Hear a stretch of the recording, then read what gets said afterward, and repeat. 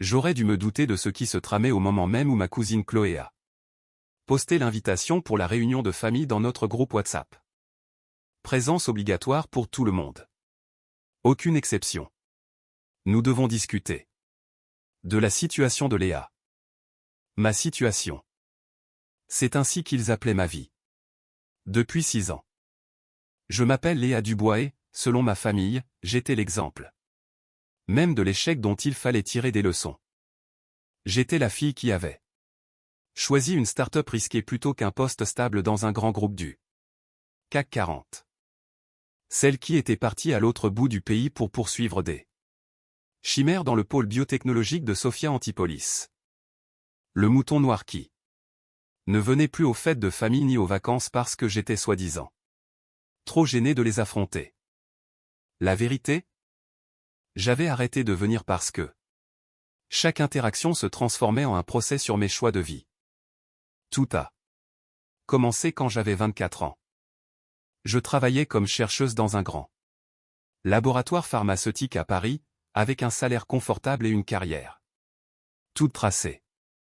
C'est alors que mon mentor, la docteure Martine Girard, m'a proposé une opportunité qui allait tout changer. Léa, je pars pour fonder une société de biotechnologie spécialisée dans les thérapies ciblées contre le cancer. Je veux que tu sois ma cofondatrice et directrice scientifique. La réaction de mes parents fut immédiate et explosive. Tu jettes un salaire à 6 chiffres pourquoi, avait crié mon père au téléphone. Sais-tu combien de start-up échouent ? 90%. 90%, Léa. Ma mère était pire, Martine. T'utilises. Tu es jeune et naïve, elle profite de toi. Cela va détruire ta carrière. Mon frère Maxime, l'enfant chéri avec son poste dans un fonds d'investissement, s'était ouvertement moqué de moi, directrice scientifique d'une boîte qui n'existe pas encore. C'est un titre impressionnant pour une chômeuse. Mais je suis parti quand même. Je croyais en la science, je croyais en Martine et je croyais en moi. Biotech Azur a démarré avec 2 millions d'euros de capital d'amorçage, un petit laboratoire et 3 employés. Martine, moi-même et une technicienne. Nous travaillions 16 heures par jour. Je vivais dans un studio minuscule à Antibes, je conduisais une vieille Renault de 15 ans et je survivais grâce aux pâtes et à l'ambition.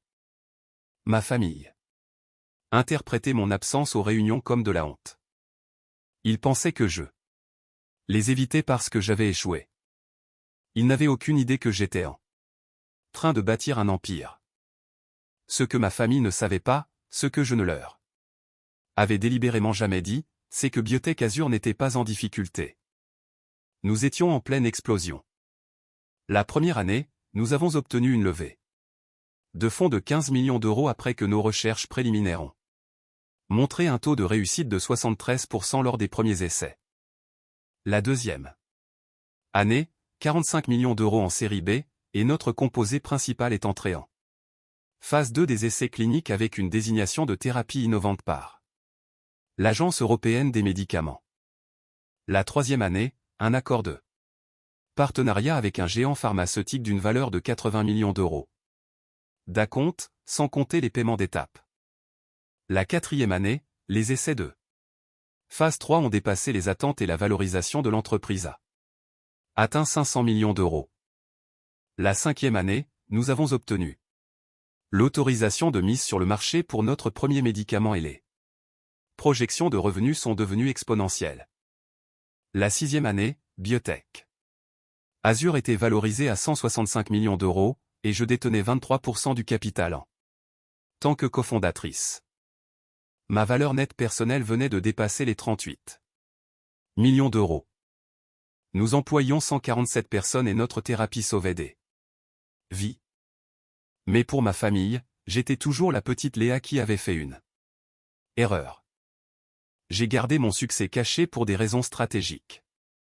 Chaque fois que j'avais partagé de bonnes nouvelles les premières années, je m'étais heurté au scepticisme et au mépris. Quand j'ai mentionné notre levée de fonds, mon père A dit, c'est juste l'argent des autres que tu vas gaspiller. Quand je leur ai parlé de la percée scientifique, ma mère a dit, ne vends pas la peau de l'ours avant de l'avoir tué. Alors, j'ai arrêté de parler. Je les ai laissés croire au récit qu'ils s'étaient construits. Pendant ce temps, je tissais des liens avec des gens qui croyaient vraiment en moi, mes associés, mon équipe. Mon mentor Martine et mon fiancé Julien, un autre scientifique qui comprenait mon parcours. J'assistais à leurs réunions peut-être une fois tous les 18 mois, en gardant toujours les conversations superficielles. Oui, le travail allait bien. Non, je ne voulais pas discuter de mes finances. Non, je n'avais pas besoin des conseils de carrière de Maxime. Leur regard de pitié était presque comique. Ma tante Linda me tapotait la main avec sympathie. Mon oncle Philippe me proposait de glisser un mot à un ami dans une boîte de matériel médical si j'avais besoin d'un vrai travail. Mes cousins me demandaient si j'avais besoin d'argent, la voix dégoulinante de condescendance. Je souriais poliment et changeais de sujet. Ce qui a finalement déclenché leur enquête? C'est ma décision de manquer le mariage de Maxime l'année dernière. J'étais en Suisse pour une présentation lors d'une conférence pharmaceutique majeure à Bâle. Biotech Azur avait été invité à exposer ses recherches à des investisseurs européens. C'était l'opportunité d'une vie. J'ai envoyé un cadeau généreux avec mes regrets. Maxime était furieux. Il m'a traité d'égoïste, m'a accusé d'être jalouse et a raconté à tout le monde que j'étais trop fauché pour me payer le trajet. Peu importe que le mariage soit à Paris et que je sois littéralement à Zurich pour discuter d'un partenariat potentiel de 200 millions d'euros. C'est à ce moment-là que le récit familial est passé de la pitié à la suspicion. Elle cache quelque chose, disait Maxime à tout le monde. Personne n'arrête de venir à tout comme ça sans avoir quelque chose à se reprocher. Ma mère s'est convaincue que j'avais des problèmes financiers, que j'étais peut-être même sans abri et trop fier pour demander de l'aide. Elle vit probablement dans sa voiture, disait-elle à mes tantes, qui le répétaient à leurs enfants, lesquels postaient des messages inquiets sur les réseaux sociaux. Mon père avait développé une théorie selon laquelle j'étais impliqué dans quelque chose d'illégal. Ces boîtes de bio-ingénierie sont toutes des arnaques. Elle vend sûrement de faux compléments alimentaires ou elle est dans un système pyramidal. Le groupe WhatsApp familial est devenu un flux constant de spéculation. Ils analysaient mes rares photos comme des agents de renseignement. Regardez, elle porte la même chemise sur 3 photos, elle n'a pas les moyens d'en acheter de nouvelles. Ce restaurant en arrière-plan a l'air bas de gamme. Pourquoi refuse-t-elle les appels vidéo? Cela aurait été drôle si ce n'était pas aussi insultant. L'invitation pour la réunion est arrivée il y a 3 mois. La sœur de ma mère, tante Claudine, fêtait ses 70 ans et la famille se réunissait dans la propriété de l'oncle Philippe dans les Yvelines pour un long week-end de fête. Tu dois venir, Léa, m'a dit maman au téléphone. Toute la famille sera là. C'est important. Quelque chose dans son ton m'a rendu méfiante. Qu'est-ce qui se passe réellement? Nous voulons juste te voir, ma chérie. Nous nous inquiétons pour toi. Nous voulons t'aider.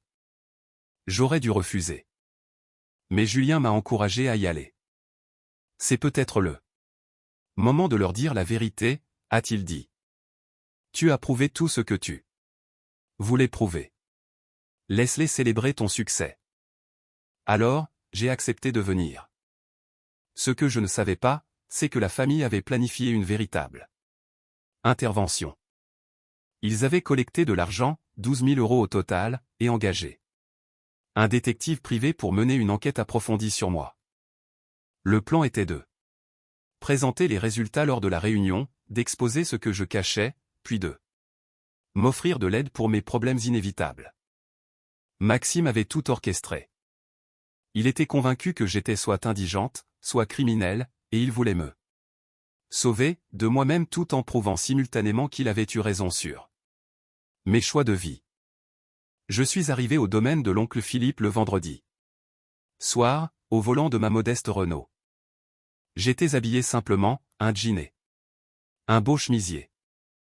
Je n'essayais pas de prouver quoi que ce soit. Je voulais juste voir ma grand-mère, souhaiter un joyeux anniversaire à tante Claudine et repartir. La première soirée fut gênante mais gérable. Les gens posaient des questions polies sur mon travail avec un scepticisme évident. Je donnais des réponses vagues. Ma grand-mère m'a serré dans ses bras en me disant que j'avais l'air trop maigre. J'ai aidé tante Claudine à installer les décorations. Mais j'ai remarqué les regards, les conversations à voix basse qui s'arrêtaient quand j'entrais dans une pièce. La façon dont Maxime ne cessait de ricaner en regardant son téléphone. Quelque chose se préparait. Le samedi matin, je me suis réveillé avec 17 appels manqués et 43 SMS dans le groupe familial. Réunion 2. Famille d'urgence à 14 heures. Présence obligatoire. Léa, cela te concerne. Directement. Nous faisons cela parce que nous t'aimons. Il est temps que la vérité éclate. J'ai eu l'estomac noué. J'ai appelé Julien. Il prépare quelque chose, lui ai-je dit. Une sorte d'embuscade. Alors n'y va pas. A-t-il répondu immédiatement. Pas, tout simplement. J'y ai songé. Mais ma grand-mère m'a appelé, ma chérie, s'il te plaît, viens à la réunion. Je ne sais pas ce que ton frère a prévu, mais je veux être là pour toi. Quoi que ce soit, nous y ferons face ensemble. C'est pour elle que je suis resté. Pas pour mes parents ou Maxime, mais pour ma grand-mère, qui avait toujours été gentille, même quand elle ne comprenait pas mes choix.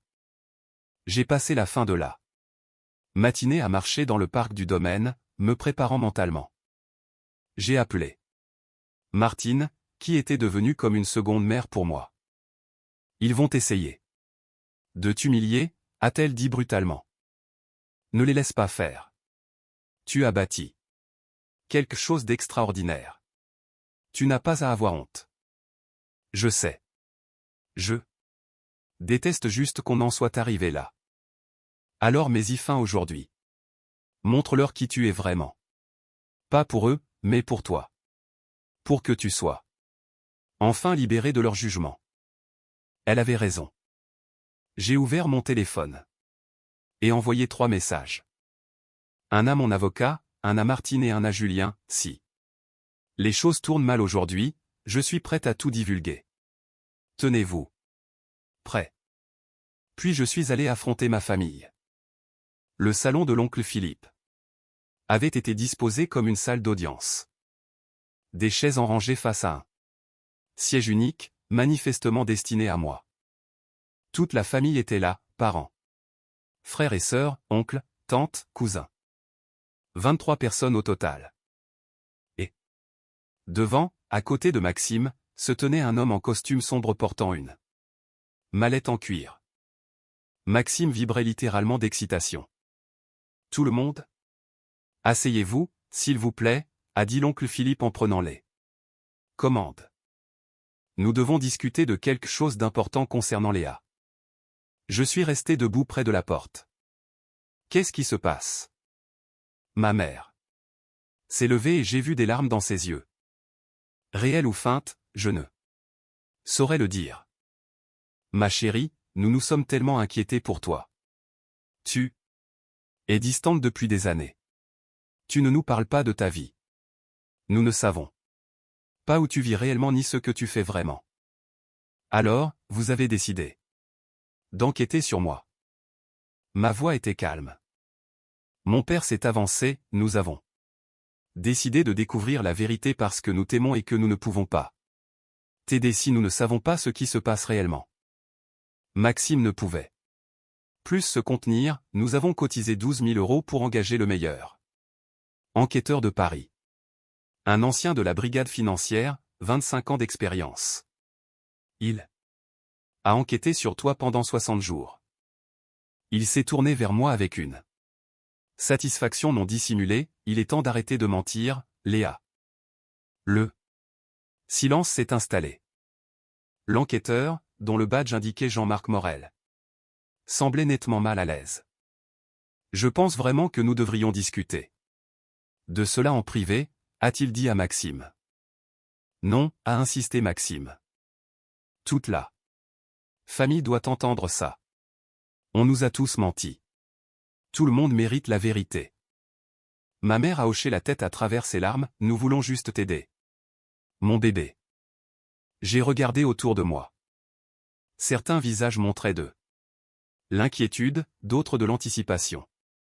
Ma cousine Chloé était en train de filmer avec son téléphone. Très bien, ai-je dit doucement. Écoutons ce que Monsieur Morel a trouvé. Je me suis assise sur la chaise qu'il m'avait désignée. Morel a ouvert sa mallette et en a sorti 2 dossiers. L'un était épais, environ 50 pages. L'autre l'était encore plus. Monsieur Maxime Dubois m'a engagé pour mener une enquête approfondie sur Léa Dubois, a commencé Morel. En tant qu'ancien officier de police judiciaire et enquêteur agréé, je prends mon travail au sérieux. J'ai mené une enquête rigoureuse en suivant tous les protocoles légaux. Maxime s'est penché en avant, dites-leur ce que vous avez trouvé. Parlez-leur de la fausse entreprise. Dites-leur où elle vit.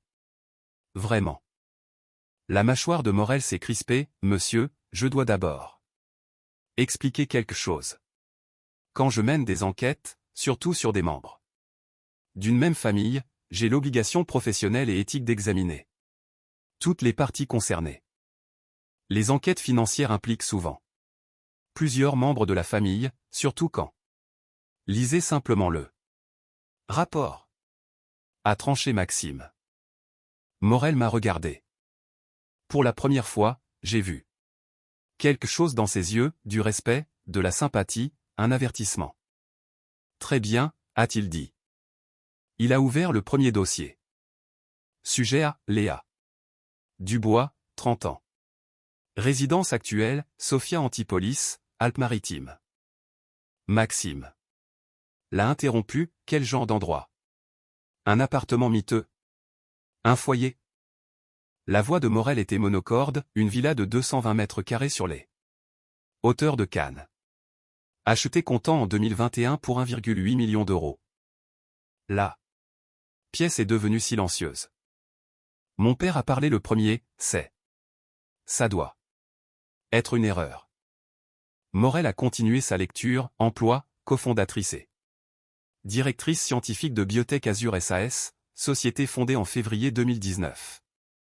Valorisation actuelle de l'entreprise selon la dernière levée de fonds, 165 millions d'euros. Ma mère a laissé échapper un petit cri étouffé. Le sujet détient 23% des parts de la société. Valeur nette personnelle, liquidité et titres combinés, environ 38 millions d'euros. Rémunération annuelle du sujet. Salaire de base de 285 000 euros, plus bonus et stock options. On aurait pu entendre une mouche voler. Le sujet détient 3 brevets liés aux thérapies ciblées contre le cancer. Le sujet a fait l'objet d'articles dans les Échos, Industrie Pharma et le magazine Forbes. Le sujet a été nommé dans le classement Forbes 30 Under 30 minutes pour la santé en 2022. Maxime s'est levé brusquement. C'est impossible. Vous lisez le mauvais dossier. Vérifiez encore. Morel l'a regardé froidement, monsieur, j'ai tout vérifié personnellement.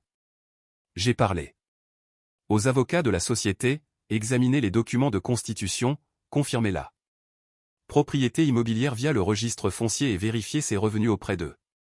Sources multiples. Léa Dubois est exactement ce qu'elle prétend être, une dirigeante de biotechnologie accomplie. Il a sorti un exemplaire du magazine Forbes et l'a brandi. J'étais là, à la page 47, sur une photo prise pour le dossier spécial. Ma tante Linda a eu un hoquet de surprise, oh mon Dieu. Mais Morel n'avait pas fini. Il a fermé le premier dossier et a pris le second. Son expression s'est durcie. Cependant, au cours de mon enquête, et selon le protocole standard, j'ai également examiné les relations financières entre Léa et les membres de sa famille. Ce que j'ai trouvé est très préoccupant. Le visage de Maxime est passé du choc à la confusion. Qu'est-ce que vous voulez dire? Lorsque Léa Dubois est partie dans le sud il y a 6 ans, elle a conservé un compte joint avec ses parents, un compte qu'elle avait depuis ses études. Elle possédait également un fonds de placement établi par sa grand-mère, géré par son oncle Philippe Dubois en tant que fiduciaire. L'oncle Philippe est devenu livide. Léa n'a jamais fermé ses comptes. Selon les relevés bancaires que j'ai pu obtenir légalement au cours de mon investigation, il y a eu des retraits non autorisés systématiques sur ces deux comptes au cours des 6 dernières années. Ma mère s'est levée. De quoi parlez-vous? Morel a ouvert le deuxième dossier, sur le compte joint, que Léa continuait d'alimenter mensuellement, croyant apparemment qu'il s'agissait d'une épargne de sécurité. Il y a eu des retraits totalisant 147 000 €. Aucun de ces retraits n'a été effectué par Léa. Le visage de mon père est devenu cramoisi. Attendez une minute. Quant au fonds de placement, poursuivit Morel, sa voix se faisant plus dure, qui était spécifiquement destiné à l'usage de Léa et exigeait l'approbation du gestionnaire pour tout déblocage. Il y a eu des distributions non autorisées totalisant 233 000 €. Ces sommes ont été versées à divers membres de la famille à l'insu et sans le consentement de Léa. L'oncle Philippe s'est levé. C'était des prêts. Des prêts familiaux. Des prêts exigent une documentation et l'accord du bénéficiaire, a rétorqué Morel. Je n'ai trouvé aucun document de ce type. Ce que j'ai trouvé est une exploitation financière systématique. Il a sorti une pile de relevés bancaires. Les retraits du compte joint ont été effectués par Maxime et Catherine Dubois, le frère et la mère de Léa.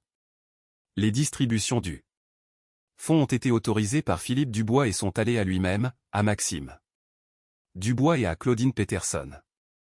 Tante Claudine, dont on célébrait l'anniversaire, a émis un son comme si elle venait de recevoir un coup de poing.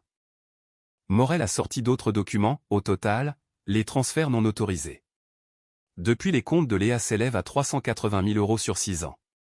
Selon le code pénal, cela constitue un abus de confiance aggravé et une fraude.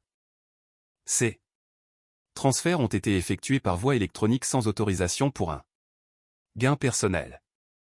Il a regardé autour de la pièce. C'est un délit passible de lourde peine de prison. La pièce a explosé. Ce n'était pas non autorisé, a hurlé ma mère. Elle fait partie de la famille. L'argent de la famille est l'argent de tout le monde. Elle nous a abandonnés, a crié Maxime.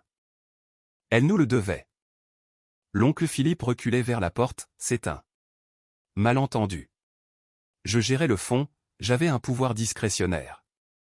Vous aviez le pouvoir de distribuer les fonds à Léa, a dit Morel froidement.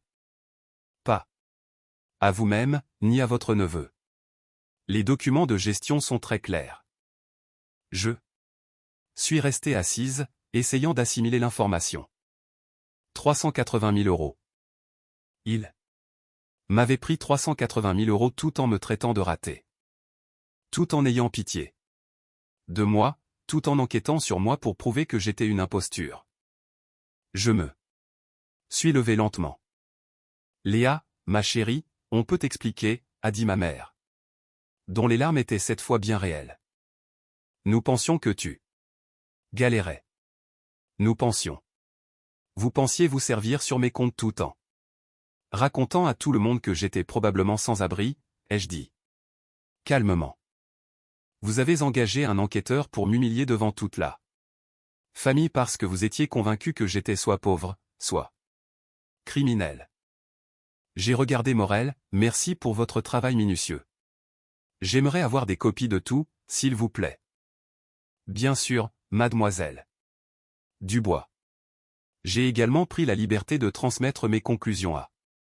C'est alors que nous avons entendu les voitures.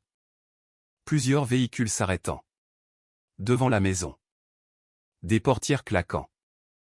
Morel a regardé sa montre, ce doit être eux.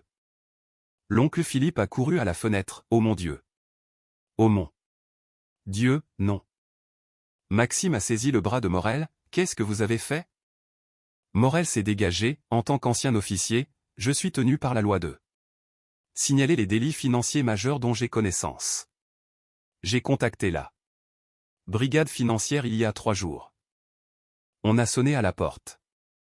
L'oncle Philippe a ouvert pour trouver 6 agents de police. 2 en costume et 4 en uniforme. Philippe Dubois, Maxime Dubois, Catherine Dubois, vous devez nous suivre. Les 30 minutes suivantes furent un chaos total. Ma mère s'est effondrée sur une chaise, sanglotant. Mon père restait figé, le visage livide. Maxime a essayé de s'enfuir par la porte arrière, mais 2 agents l'y attendaient déjà. C'est insensé, criait Maxime pendant qu'on lui lisait ses droits. C'est ma sœur. On ne peut pas arrêter quelqu'un pour de l'argent de famille. Abus de confiance et détournement de fonds, monsieur, a dit calmement un officier. Plusieurs chefs d'accusation. Si vous êtes condamné, vous risquez jusqu'à 7 ans de prison. L'oncle Philippe suppliait, je rembourserai tout. Jusqu'au dernier centime. Léa, s'il te plaît, dis-leur que c'était un malentendu. Je restais là à regarder, ne ressentant rien. Ou peut-être tout à la fois. Tante Claudine pleurait, je ne savais pas que c'était mal. Maxime a dit que Léa lui avait donné la permission. Je n'ai jamais donné de permission à qui que ce soit, ai-je dit clairement. Je n'avais aucune idée que tout cela se passait. Un des officiers s'est approché de moi, mademoiselle Dubois, nous aurons besoin que vous veniez au commissariat pour faire une déposition formelle. Vous n'êtes pas obligé de porter plainte, mais vu le montant et la durée. Je porte plainte, ai-je dit. Pour chaque centime. Ma mère a levé les yeux vers moi, le mascara coulant sur son visage. Léa, s'il te plaît. Nous sommes ta famille. Je les regardais. Vraiment regardé. Cette femme qui m'avait donné la vie, m'avait élevé, puis avait passé 6 ans à me voler mon argent tout en méprisant mes choix. Non, ai-je dit doucement. La famille ne fait pas ça. La famille ne te vole pas pour ensuite engager des enquêteurs pour t'humilier. La famille ne passe pas des années à dire à tout le monde que tu es une ratée tout en finançant secrètement son train de vie avec l'argent qu'elle t'a dérobé. Je me suis tourné vers les policiers. Quand avez-vous besoin de moi? Lundi matin, si cela vous convient.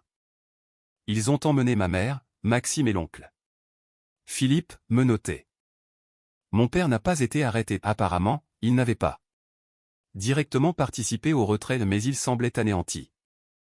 Les autres membres de la famille restaient assis dans un silence de mort. Chloé, qui filmait tout, avait arrêté depuis longtemps. Elle était pâle. Léa, nous ne savions pas, vraiment, ai-je demandé. Chacun d'entre vous a participé au récit selon lequel j'étais un échec, que je galérais, que j'avais besoin d'aide. Pas un seul d'entre vous n'a pensé à me demander directement si j'allais bien. Vous avez tous simplement supposé le pire. Mon cousin David, pas mon fiancé, mon cousin a pris la parole, mais tu ne nous as jamais dit la vérité. Parce que chaque fois que j'ai essayé, on m'a ignoré ou on a douté de moi. Alors j'ai arrêté d'essayer. J'ai construit ma vie avec des gens qui ont cru en moi dès le début. J'ai ramassé mon sac. Ma grand-mère s'est levée. Elle était la seule à être restée totalement silencieuse. Elle s'est approchée de moi lentement. Je suis désolée, a-t-elle dit simplement. J'aurais dû te demander. J'aurais dû te faire confiance. J'ai senti ma gorge se serrer. Tu as toujours été gentille avec moi, grand-mère. Même quand tu ne comprenais pas. Je suis fier de toi, a-t-elle ajouté. Ton grand-père l'aurait été aussi. Il disait toujours que tu avais un esprit brillant. Cela a failli me faire craquer, mais j'ai tenu bon. Je dois y aller, ai-je dit. Je suis sorti de la maison de l'oncle Philippe, je suis monté dans ma vieille Renault que je gardais parce qu'elle fonctionnait parfaitement et que je l'aimais bien et je suis parti. Mon téléphone a commencé à sonner avant même que je n'atteigne l'autoroute. Julien, Martine, mon avocat. Je me suis garé sur le bas-côté et j'ai appelé Julien en premier. C'est grave à quel point? A-t-il demandé. La police a arrêté 3 d'entre eux. Abus de confiance. Aggravé. 380 000 € au total. Il est resté silencieux un moment. Comment vas-tu? Je ne sais pas encore. Demande-moi demain. Rentre à la maison. Je t'attends. Le processus judiciaire a duré 6 mois. Ma mère, Maxime et l'oncle Philippe ont tous été inculpés. Les preuves étaient accablantes. L'enquête de Morel avait tout documenté et les relevés bancaires racontaient toute l'histoire. L'oncle Philippe, qui avait la plus grande responsabilité légale en tant que gestionnaire du fonds, a accepté un accord. Il a plaidé coupable, a remboursé sa part, 89 000 €, plus les pénalités, et a été condamné à 3 ans de prison avec sursis et 500 heures de travaux d'intérêt général. Il a également perdu son emploi de conseiller financier et sa licence a été révoquée. Maxime a contesté les accusations. Il est allé jusqu'au procès. A été reconnu coupable sur 4 chefs d'inculpation et a été condamné à 2 ans de prison ferme. Ma mère a également plaidé coupable. Elle a remboursé 147 000 € et a été condamnée à 2 ans de prison avec sursis. Sa peine a été plus légère car le procureur a reconnu qu'elle avait été manipulée par Maxime, bien que cela n'excuse pas ses actes. Mon père a divorcé 3 mois après les arrestations. La famille s'est complètement fracturée.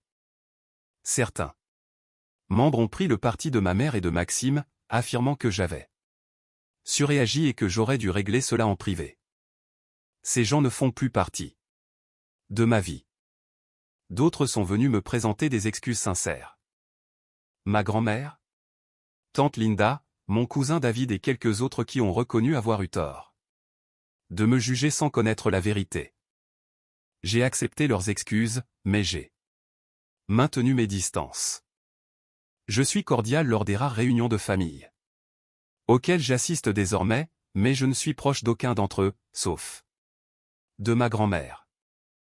L'argent a été entièrement récupéré, augmenté des pénalités et des frais de justice. J'ai fait don de la totalité de la somme 524 000 €. Au total à des fondations de recherche contre le cancer. Je n'en voulais plus. Cet argent me semblait souillé. Morel m'a envoyé le rapport d'enquête complet. C'était fascinant à lire. Il avait fait son travail extraordinairement bien. Il avait documenté toute mon histoire professionnelle, interrogé mes collègues sous de faux prétextes, suivi mes finances légalement via les registres publics. L'ironie était qu'en faisant le travail minutieux pour lequel Maxime l'avait payé, il avait découvert la vérité que Maxime ne pouvait pas supporter. J'ai envoyé une note de remerciement à Morel avec un bonus de 5 000 € pour son intégrité. Il m'a répondu, Mademoiselle Dubois, j'ai 3 filles. J'espère que si elles se retrouvent un jour dans votre position, quelqu'un ferait la même chose pour elles. Vous avez bâti quelque chose de remarquable. Ne laissez jamais personne vous en faire avoir honte. J'ai encadré ce mot. Il est dans mon bureau. Biotech Azur a été racheté le mois dernier par un grand groupe pharmaceutique pour 890 millions €. Ma part de 23% vaut désormais une fortune. Je suis maintenant vice-présidente exécutive de la recherche et du développement pour la société mère, dirigeant une équipe de 300 scientifiques. Notre thérapie contre le cancer a maintenant sauvé plus de 4000 vies. Nous Avons 3 autres médicaments en cours de développement. Julien et moi nous sommes mariés lors d'une petite cérémonie à Nice. Martine a officié. Ma grand-mère était présente, ainsi que les quelques membres de la famille avec qui je parle encore. Le reste des invités était composé d'amis, de collègues et de ma famille de cœur. Des gens qui ont cru en moi dès le début. Je repense parfois à cette journée chez l'oncle Philippe.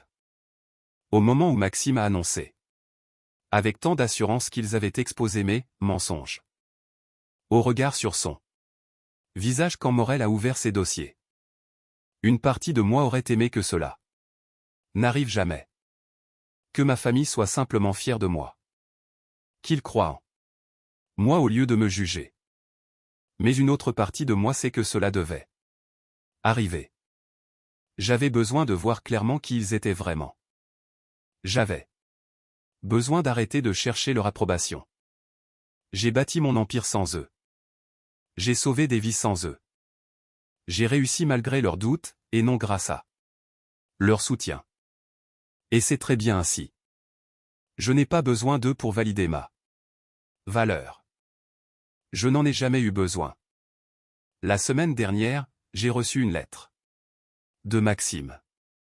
Il est en prison et purge sa peine. La lettre faisait 8 pages. Remplie d'excuses et d'apitoiements sur lui-même, mais à la fin, il a écrit.